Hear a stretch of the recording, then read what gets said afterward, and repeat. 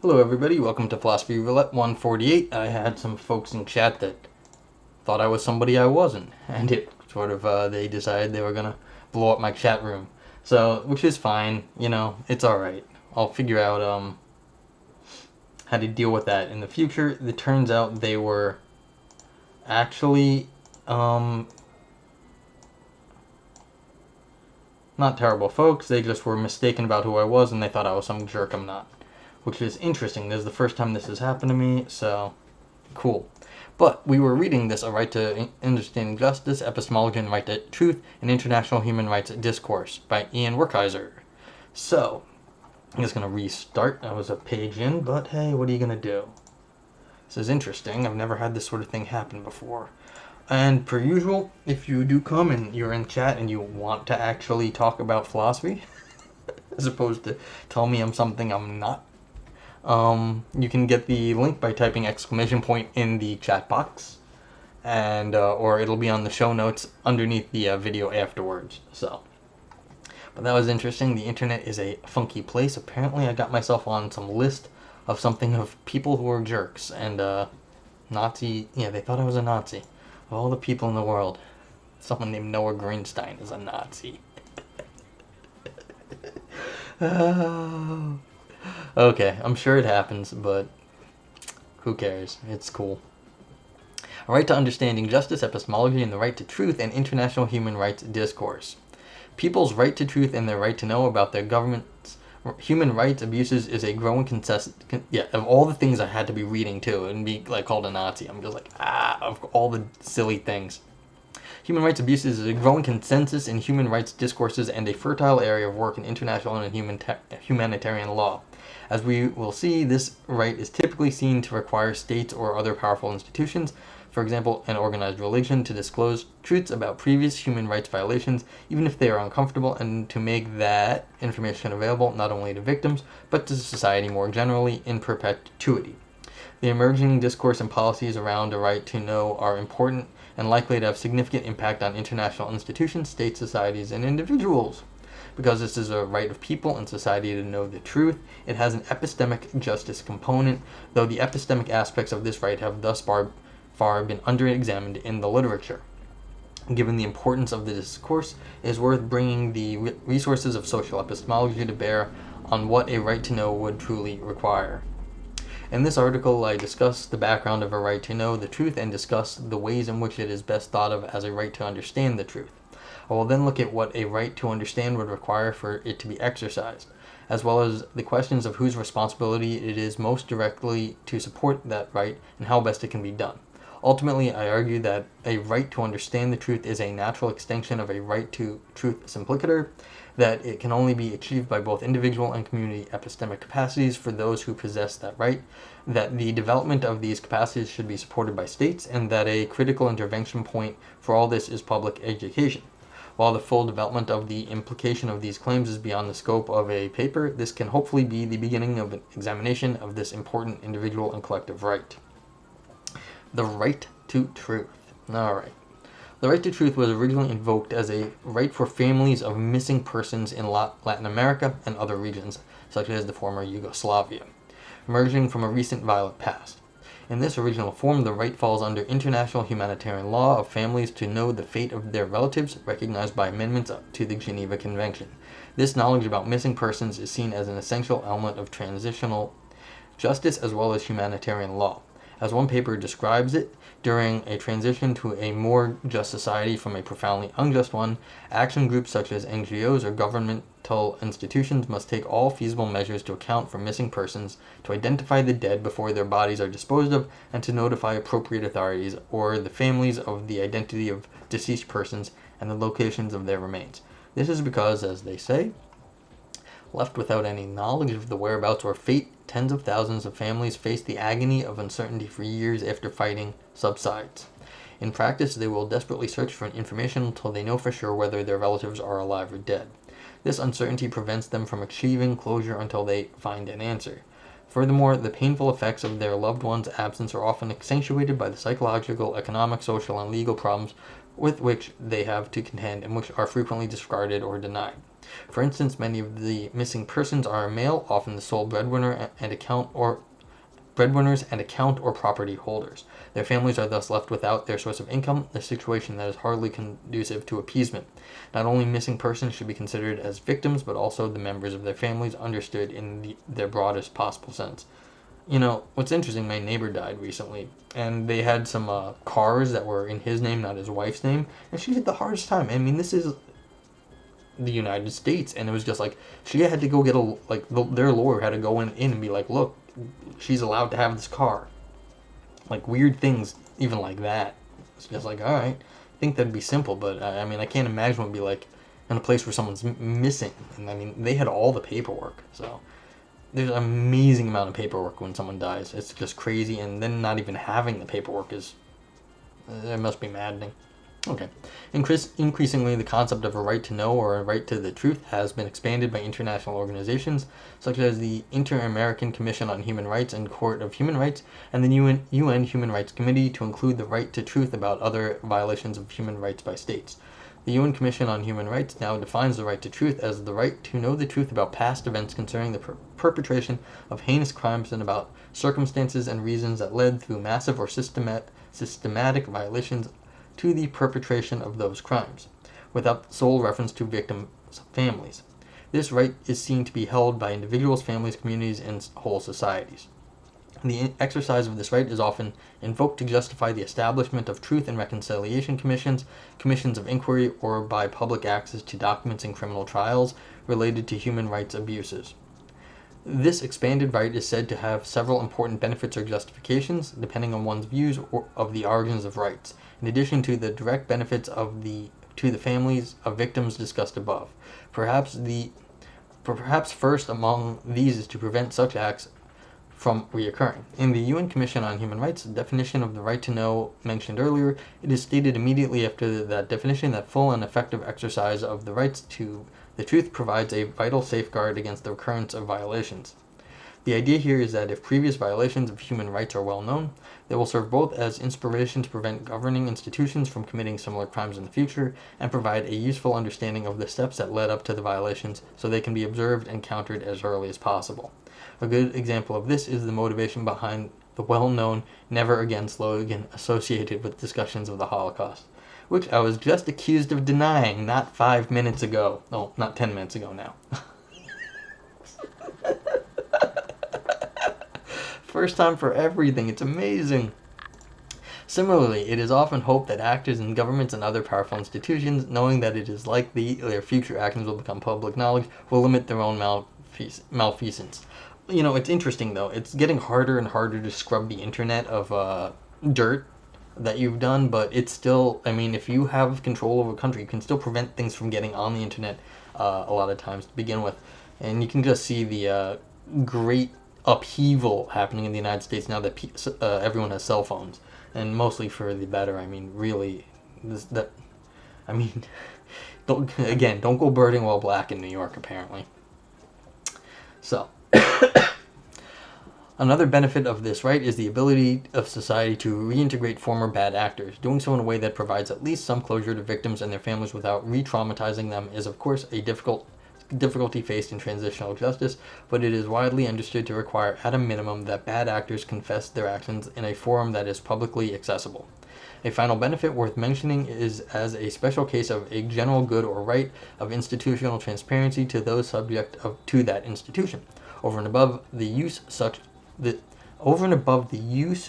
transparency has for participation and preventing atrocities from happening in the future, as mentioned above. It is widely agreed that awareness of activities of institutions governing one's life is independently beneficial on democratic grounds. Yeah.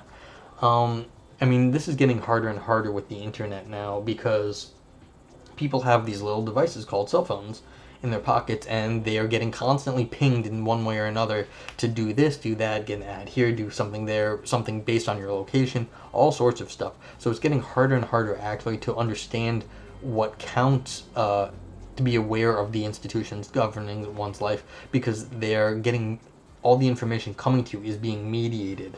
So that's an interesting problem though. like how to actually understand the activities of institutions. It's getting tougher. I mean, it's not so clear what is going on. Maybe it was.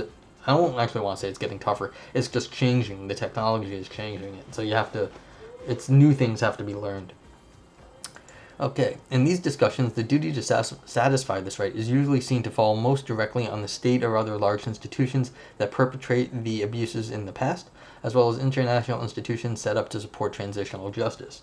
These duties are seen to be largely satisfied through the production of a document or archive of documents that contain a record of the human rights abuses and perhaps also a description of the causes and effects of these abuses. Of course, these documents must be widely available to anyone holding this right to know the truth. It is acknowledged that such documents may not be sufficient to satisfy the institutions vis-a-vis the right of people and societies to know the truth, but the insufficiently is usually seen to lie in justice and the ethics questions such as what the likely effects will be on victims and whether it is sufficient for justice. It seems necessary that the documents are at least available. It may not be sufficient, but definitely necessary. The closest thing to epistemic questions in the course is perhaps discussions of what constitutes the truth for these purposes. Yet there are other important epistemic justice questions raised by this right and tools in social epistemology to think through them. It is to this we now turn. A right to understand. When people speak in favor of a right to know or a right to the truth, they are usually speaking of a right for people to have access to the truth. For example, opening up of state archives, or something of a right to the public determination of the truth, for example, via a Truth and Reconciliation Commission, and this has to be public, and only thereafter to people having access to this truth, for example, to the documents the commission creates.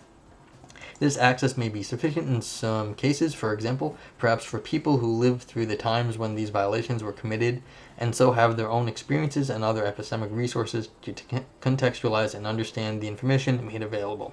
It is more likely to be sufficient when those victims are in epistemic networks with each other and have the community epistemic capacities to process the information together. In what follows, we will look at times when the right to know the truth is less clear-cut and achieving it is much more difficult. Specifically, we will focus on the rights of young people in society to know the truth about human rights violations that their society has perpetrated in the past. One immediate difference between this case and archetypal ones of victims and their families is that these young people, let us stipulate, did not live through the events in question. As such, it is not immediately clear that they are victims. Let's further stipulate that their immediate families were also not victims of the human rights violations in question, and so one might think it less clear that they have a right to know the truth and their society has a duty to tell them. Clarifying that this right still obtains is the motivation behind the language in contemporary discourses on this right, and that the right to know the truth about one state's serious human rights violations does not merely attach to direct victims, nor even to the society as they are engaged in transition. Instead, it is shared by all members of that society and by the society as a whole in perpetuity. Most of the benefits described in the previous section will obtain. More sharply, the state has a duty to provide this knowledge of the truth to members of the society as a consequence of, and perhaps as partial reparations for, their earlier rights abuses. This right is held at a minimum by all their citizens, whether or not they were victims. This is separate from other possible justifications, such as the benefits for community epistemic capacities and awareness of the realities of one's government has for democratic participation, or epistemic justice arguments for communities having a right to hermeneutical frameworks to understand past and perhaps ongoing injustices. Yeah, in the United States, there's all sorts of problems about, I guess you could just call it whitewashing our history, where we're basically rah-rah the heroes of everything, and everyone else is just like, all those other people are jerks, and we have never done anything bad, which is, not what happened. Just very simply.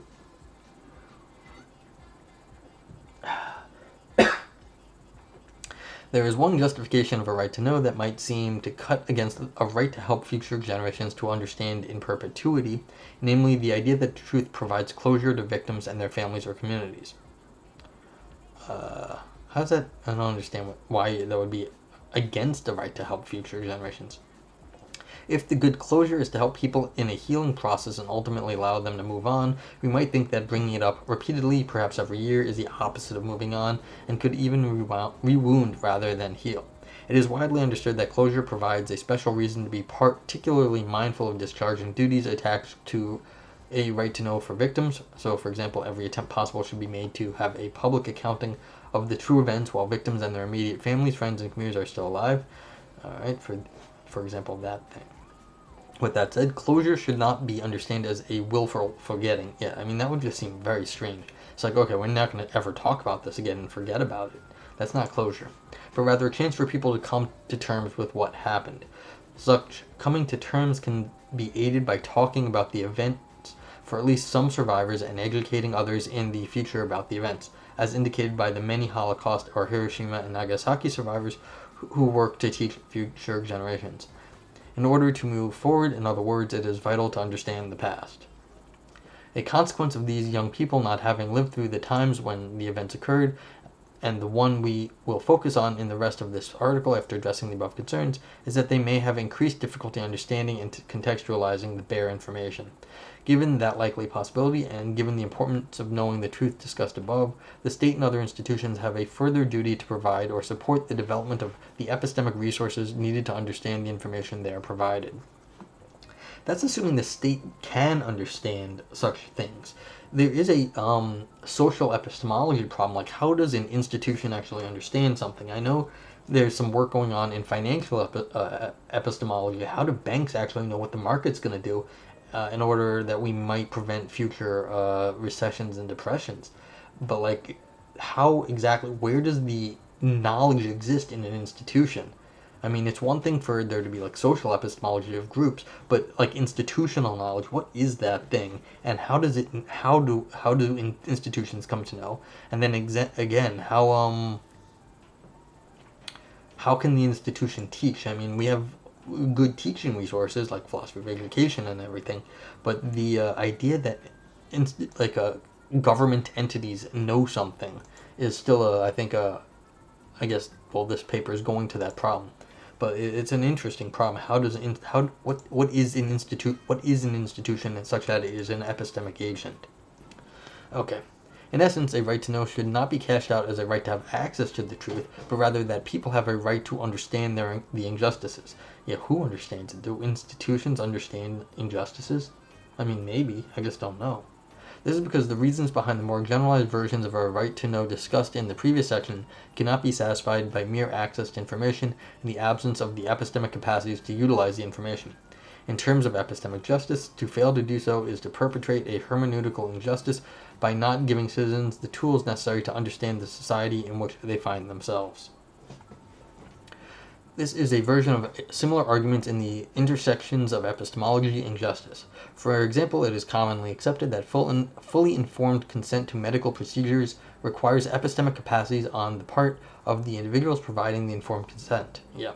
I've earlier argued that when communities are asked to give consent, for example, to environmental impacts of a proposed project, they likewise require community epistemic capacities, the ability of a community to gain, maintain, adapt, and continue the knowledge that is needed to solve problems and manage their environment. You know, that's an interesting question too, because I heard a podcast with some environmental philosopher who was a big activist, and she said that, I wish I could remember her name, that it was almost inevitable that when there was environmental impact and trying to inform a community, it would be always released like the Friday before Thanksgiving or Christmas or whatever, so that they could almost guarantee that there'd be as few people around to see it, and then like it'd be so like over the course of a few days, but that would always be like the holiday weekend, so no one would read it, and they know no one would be around. So it's like, this is how they know that how this happens, and they try to find ways to work the situation to avoid people understanding what's going on. But like, yeah, we released it during the week. Yeah, it was 4:59 on Friday before a holiday weekend.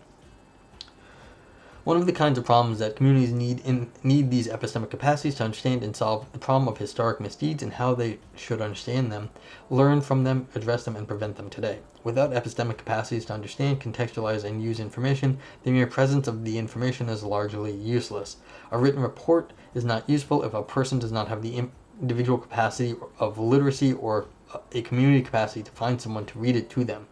Less obviously, the document is also insufficiently useful for an individual or community without the epistemic capacities to understand statistics, be aware or learn the historical context around a series of events, know enough psychology and ethics to understand the likely causes of individual action, know enough sociology, political ecology, political economy, and so on to understand the institutional forces involved, and a host of other capacities besides.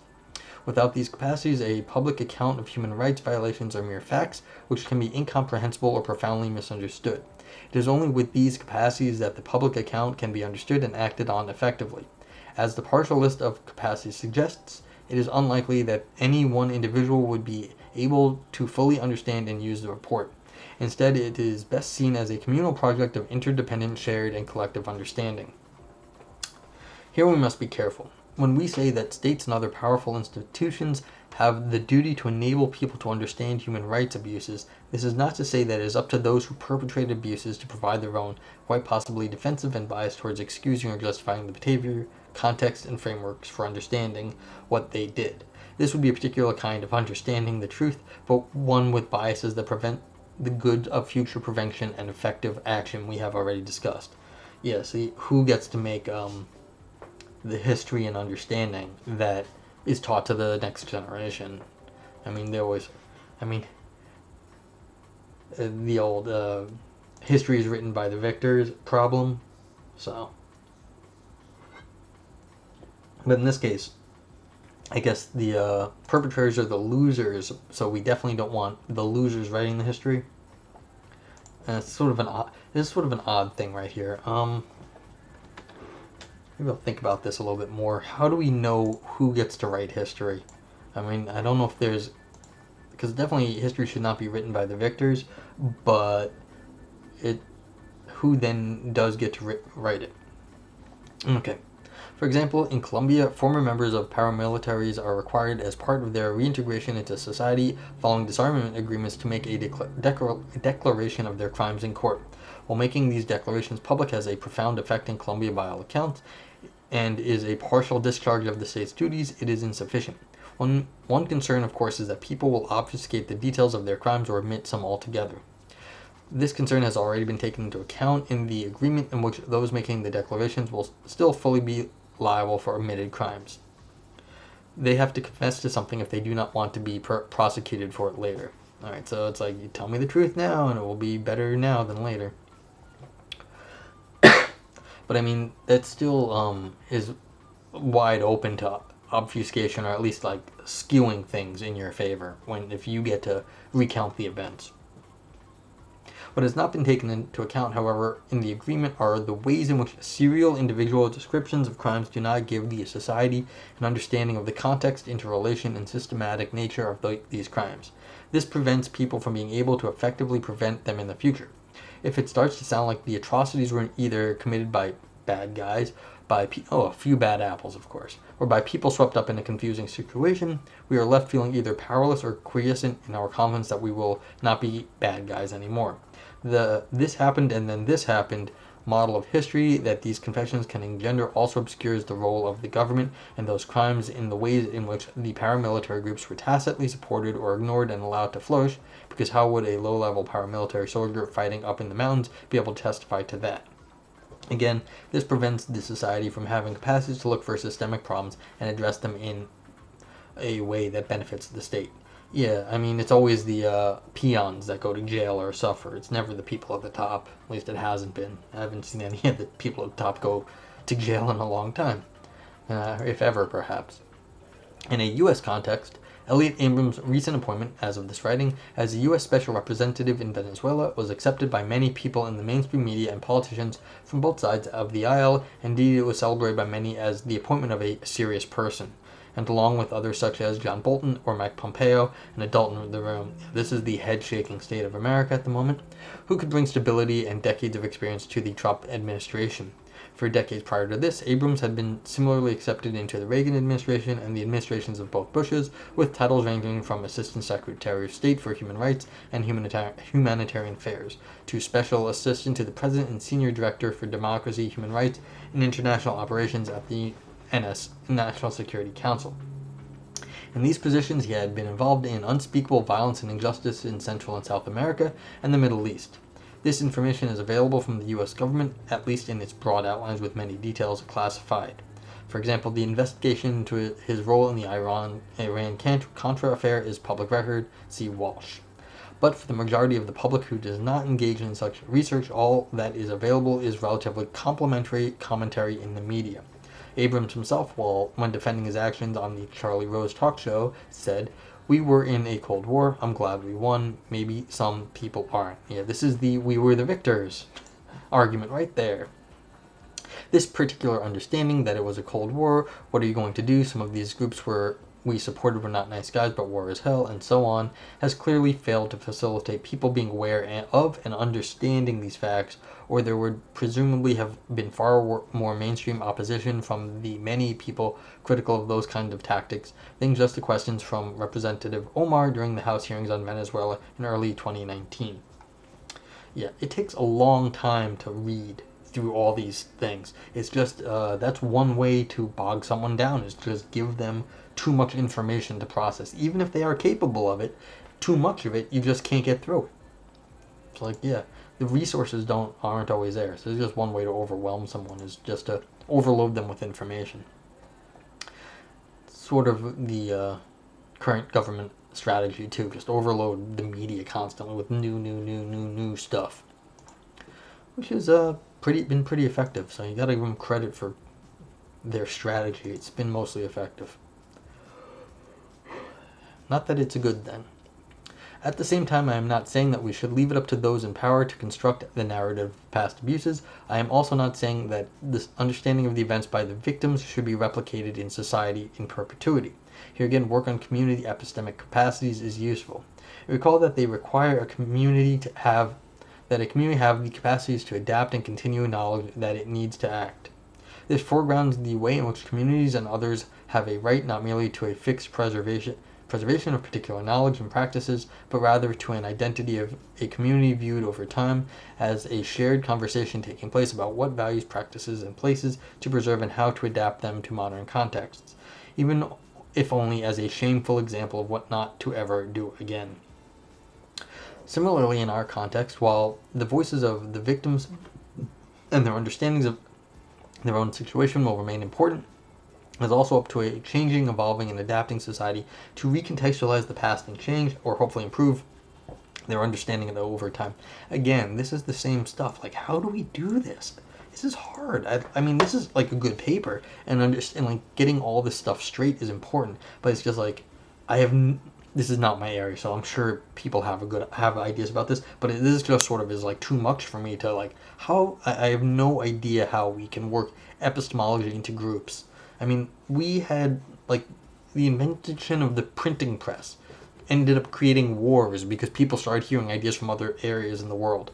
The idea that, like, institutions can, like, get along and understand these things, it's just, the current state of things just seems, I'm a little pessimistic on that. So, I mean, I completely agree with the authors, but it seems, I just don't know how any of this is going to work. Maybe they will tell me.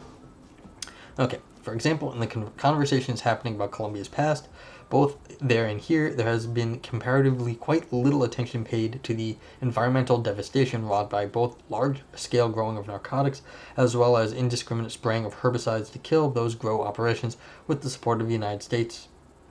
This is understandable given the horrific violence and human rights abuses, but it is hoped that over time these considerations can be incorporated as well for a fuller understanding.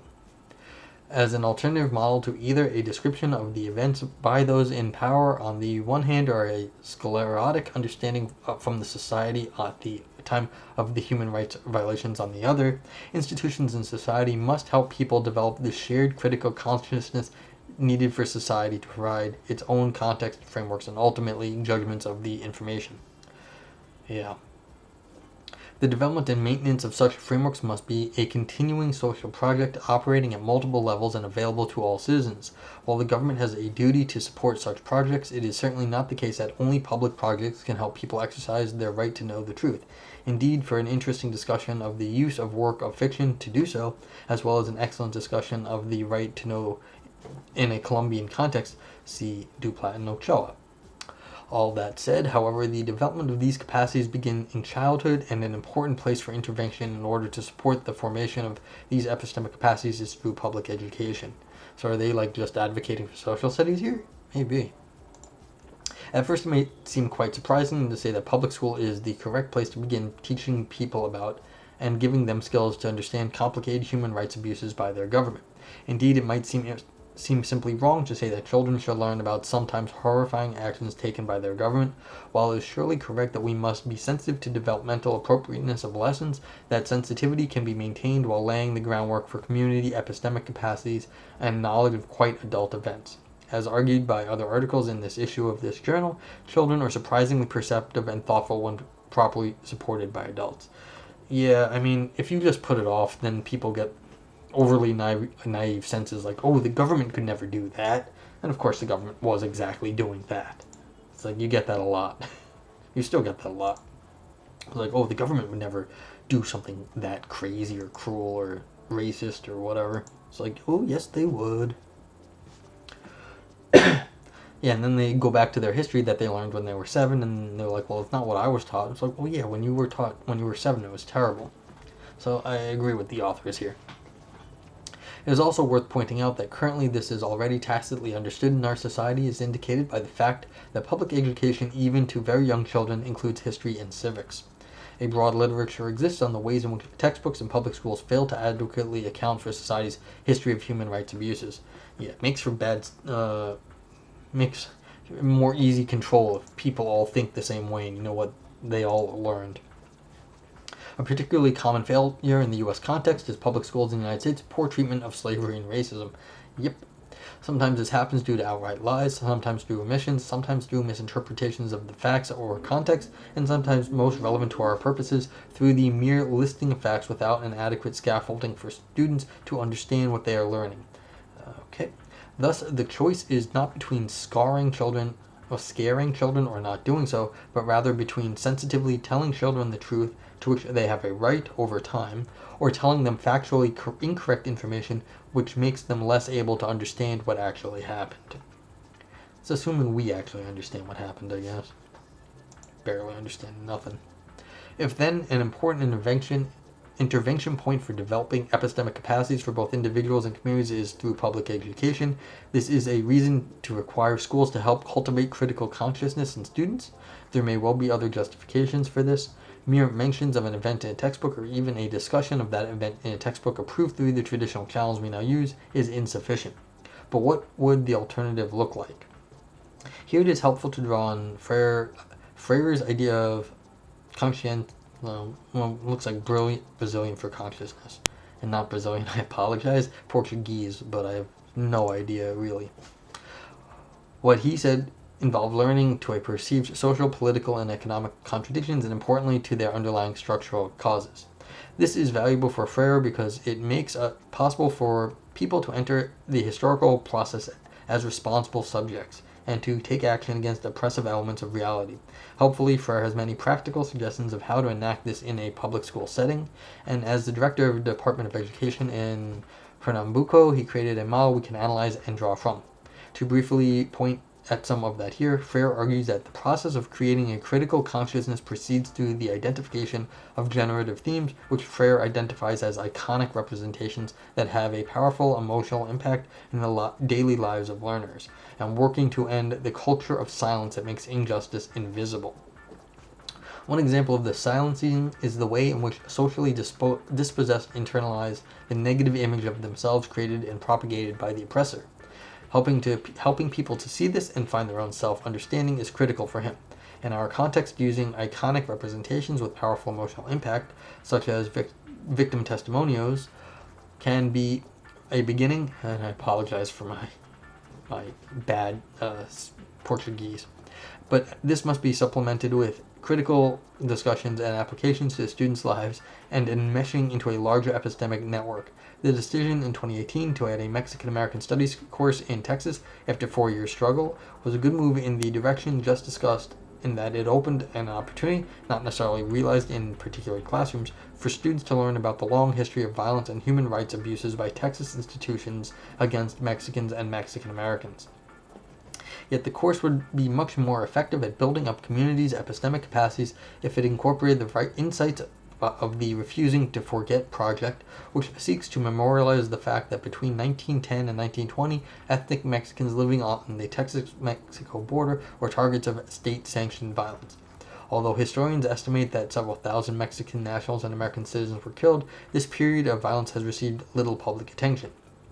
The Refusing to Forget project has, among other initiatives, created historical markers to memorialize these human rights abuses, integrating these projects into a classroom in which students can learn the history of the actions of their state, see in a grounded way where in their community these things happened, realize the problems with some of the extant historical markers that erase these events, or even celebrate the perpetrators, and experience both support and resistance from various stakeholders as they try to erect a new historical marker not only drives home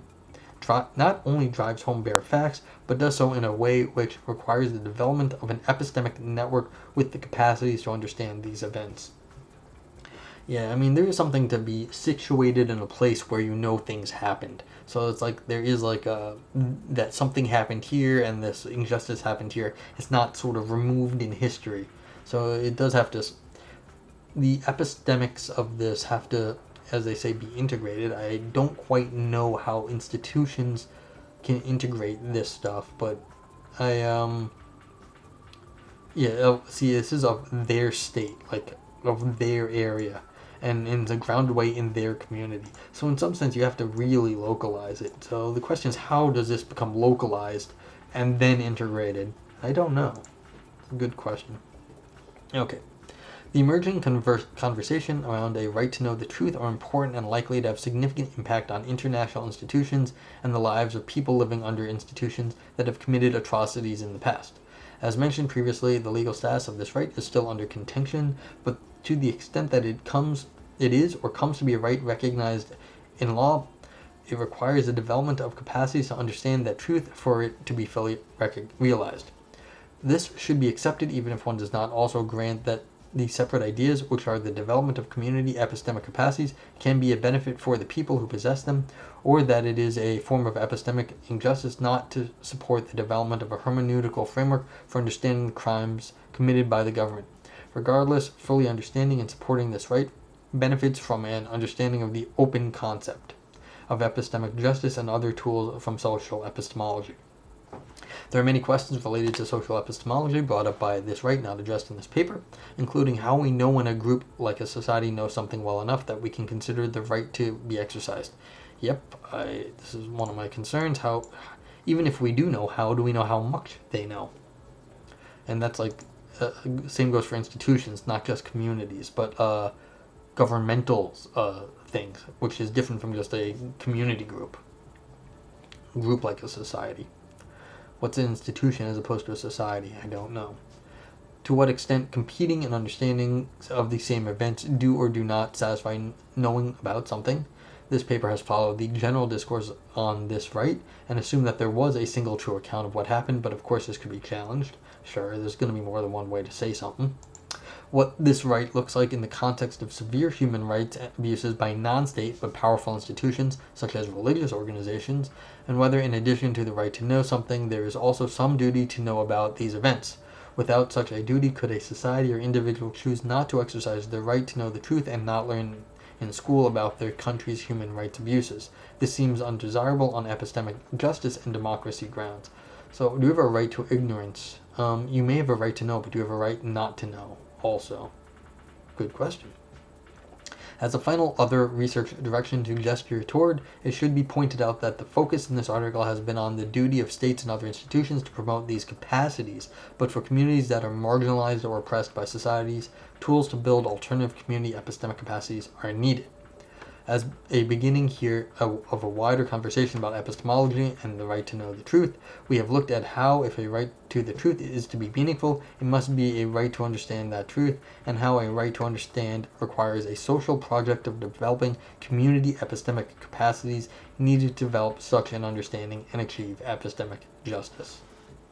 Okay, interesting paper, outside my area, so I don't have much to I don't think anything I was saying was particularly clever. I like it when I do think I'm saying something clever or something at least relevant. I'm not sure I said anything relevant to these folks today, but it was a nice paper. I mean, well written too. So that's always good.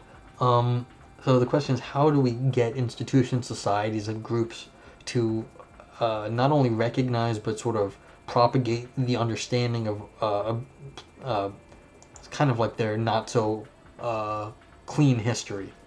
And it's hard because people don't want to do that. So it's like, how do you do that, and why is that a right for people to know something about the past? I don't know, but if anyone out there in the world has anything to chat about, as opposed to my username, which was a very interesting discussion I had right before this broadcast, please let me know now, or else I'll be back tomorrow with another paper. I'm just trying to think of anything else to say about this. Yeah, I think this is a good paper in the sense that we really do need to understand institutions better. Oh yeah, about the internet stuff now too. The sort of the future of this sort of thing. How do we even understand what we are getting presented? The right to know the truth, the right to the truth, but if we are getting our access is always mitigated and mediated by these information technologies, then that also has something to play in the right to truth. Granted, first world problem, like you have to be part of like a sort of an information society for that to work. And I assume most places are, but I don't know if it's as integrated as it is other places that it is getting here in other sort of high-tech based economies. So, we'll see. But, yep, have a great night, folks, and I'll be back tomorrow, and, yeah, be safe.